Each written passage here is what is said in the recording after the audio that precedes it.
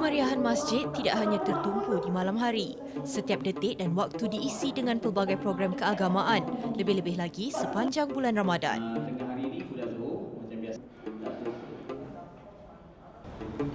Itu suasana yang dapat kami gambarkan ketika berkunjung ke Masjid Al-Ridwan yang terletak di Hulu Kelang, Selangor.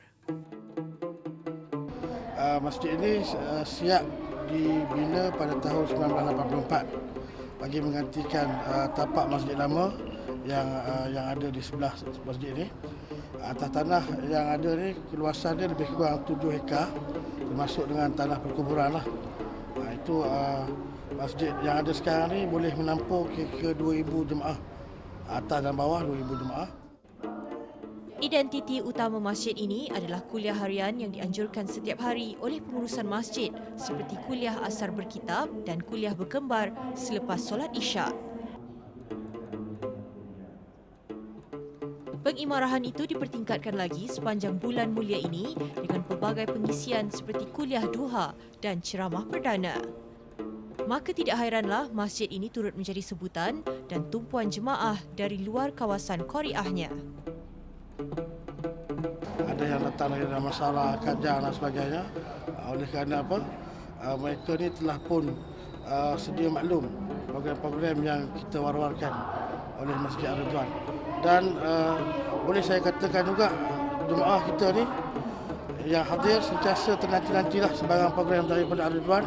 Oleh kerana kita mengatur program pengimarahan ini secara konsisten. Sepanjang bulan Ramadan ini, apa yang Masjid Al-Ridwan buat, kami telah menambah baik apa jua program yang kami ada di bulan-bulan lain.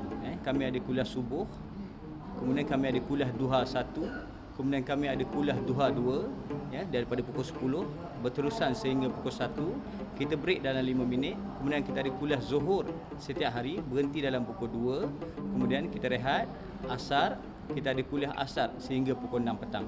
Kemudian kita akan sambung dengan berbuka puasa, iftar. Kemudian kita ada tadarus selepas maghrib, kita ada baca Quran, beriktikaf di masjid. Kemudian isyaknya kita ada tarawih 20 rakaat untuk hari-hari biasa dan 8 rakaat untuk hari Jumaat dan Sabtu. Selaras dengan perkembangan teknologi, pihak pengurusan masjid menggunakan medium penyebaran maklumat berupa media sosial. Perkara ini jelas membantu usaha promosi setiap program yang dianjurkan kerana ia cepat, mudah dan tiada keterbatasan jarak. Ayat 2 surah Asy-Syams. Kita kena kira. Kami ada hampir 4 grup WhatsApp di Masjid Al-Ridwan. Kami ada hampir 4 grup Telegram di Masjid Al-Ridwan. Kami asingkan muslimin dan muslimat. Ada yang bercampur, ada yang berasingan. Jadi sebenarnya salah satu tunjang kepada kejayaan program-program yang dijalankan di Masjid Al-Ridwan ini adalah jemaah itu sendiri telah bertindak selaku ataupun sebagai kita punya marketing agent. Jika diimbau peranan masjid ketika zaman Rasulullah SAW suatu ketika dahulu, ia tidak tertumpu hanya sebagai tempat ibadah sahaja. Khusus di bulan Ramadan sahaja, demi mengembalikan variasi peranan masjid di zaman moden ini, Masjid Al-Ridwan turut menyediakan tapak perniagaan untuk disewa masyarakat sekitar bagi menjual kelengkapan menyambut Aidilfitri yang akan tiba tidak lama lagi.